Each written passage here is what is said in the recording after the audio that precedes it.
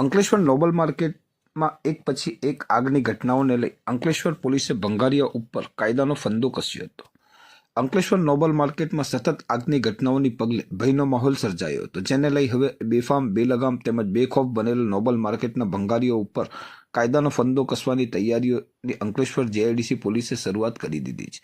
Ankleshwar GIDC પોલીસે ભડકોદરા પંચાયત વિસ્તારમાં આવતા ભંગારના ગોડાઉન માલિકો પાસેથી મહત્વપૂર્ણ દસ્તાવેજોની માંગણી કરી છે, જેમાં પોલીસે લાયસન્સ, જમીનની માલિકી, દબાણ અને ફાયર સેફ્ટી સર્ટિફિકેટ સહિતની આવશ્યક દસ્તાવેજોની માંગણી કરી છે.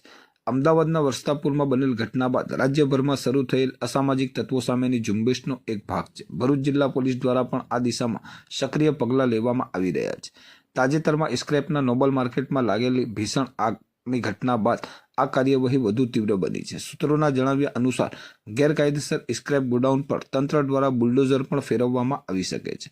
અંકલેશ્વર નાયબ પોલીસ અધિક્ષક ડોક્ટર કુશાલ ઓઝાએ મીડિયાને માહિતી આપતા જણાવ્યું હતું કે ગેરકાયદેસર ભંગારીઓ અને તેમના પ્લોટ આપનાર લોકો સામે કડક કાર્યવાહી કરવામાં આવશે. તેમણે આ મામલે તમામ આવશ્યક વિગતો એકત્રિત કરવાની કામગીરી શરૂ કરી દીધી છે.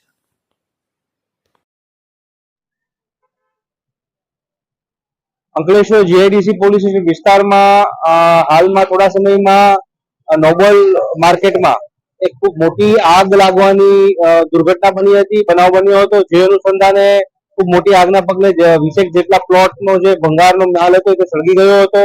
કોઈ જાનમાલનું નુકસાન થયું ન હતું, પરંતુ ખાસા મોટા પ્રમાણમાં આગનો બનાવને કારણે પોલીસ દ્વારા આની જાણવાજોગ દાખલ કરવામાં આવી છે.